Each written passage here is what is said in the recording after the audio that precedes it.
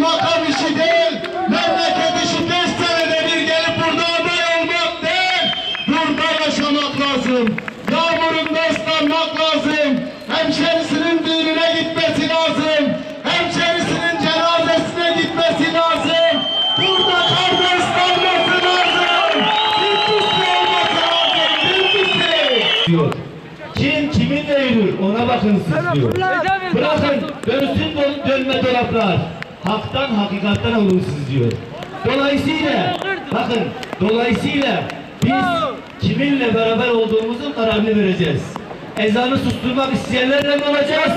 Yoksa şu ezanı Muhammediye susmasın diye, dinmesin diye savaş veren Recep Tayyip Erdoğan'la mı olacağız? Dostlar, değerli bacılarım, değerli kardeşlerim, bizler Rabbime hamdolsun. Bu memlekette doğduk, bu memlekete Rabbim nasip etti hizmet ediyoruz. 16 yıldır bu şehrin neye ihtiyacı varsa, hastane dediniz, elhamdülillah hastaneler yaptık. Okul dediniz, okullar yaptık. Fakülte dediniz, üniversite yaptık, fakülteler yaptık. Polis okulu yaptık, yollarımızı yaptık, tünellerimizi yaptık, elhamdülillah. Doktorları gönderdik, okullarımıza öğretmenleri gönderdik, ambulanslar gönderdik.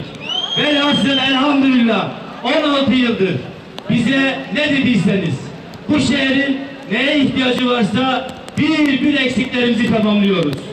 Daha yapacak çok işimiz var. 16 yılda bu şehre elhamdülillah 12 katrilyonluk yatırım getirdik. 12 katrilyonluk. Ama daha yapacak çok işimiz var.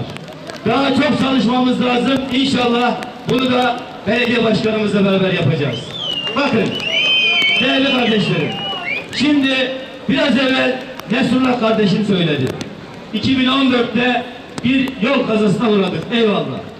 Ve biz özellikle muhakkak bizdeydi hata. Şöyleydi böyleydi.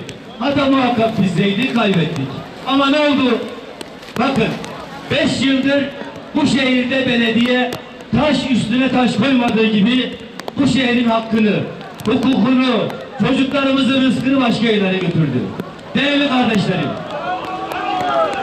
vallahi olsun, haram zıkkım olsun. Haram zıkkım olsun.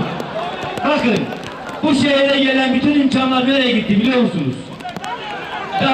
Daha 3 gün önce burada çıkıp konuşanlar, daha 3 gün önce buraya çıkıp atıp tutanlar, bu şehrin bütün imkanlarını nereye götürdüler? Öyleye götürdüler.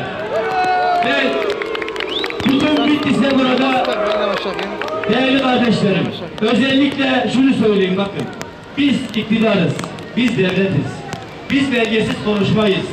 Benim elimde yüzlerce sayfadan oluşan dosya var. O 2014'ten sonra özellikle HDP belediyesi görevde olduğu süre boyunca kaç kamyon erzak göndermiş, kaç kamyon çimento, tuğla, kaç kamyon kum, kaç kamyon demir göndermişse plakasıyla beraber bizde mevcut. Çıkıp atıp tutuyorlar ya, bunlara lütfen bunları söyleyin. Geldikleri zaman yüzlerine haykırın. Hangi yüzde gelip bizden oy istiyorsunuz? Bizim oyumuzu alıp bizim hizmetimizi, bizim rızkımızı, bizim hakkımızı, hukukumuzu götürüp teröristlere hangi hakla yediriyorsunuz? Lütfen bunu soralım. Allah rızası için soralım. Dolayısıyla değerli kardeşlerim, bunları görmemiz lazım. Birileri çıkar, gelir burada bize sözler verir. İnsana sorarlar, sen hangi kaynakla yapacaksın? Biraz evvel belediye başkan adayımız söyledi. Yaptığı bütün projelerin şu anda burada söylediği ve beyan ettiğimiz broşürdeki bütün hizmetlerin altına biz imza attık. Kefil olduk. Kefil olduk. Ama bakın, ama peki neye güvenerek kefil olduk? Biz biliyoruz ki bizim de bir kefilimiz var. Bizim kefilimiz de dünya lideri Recep Tayyip Erdoğan bizim kefilimiz.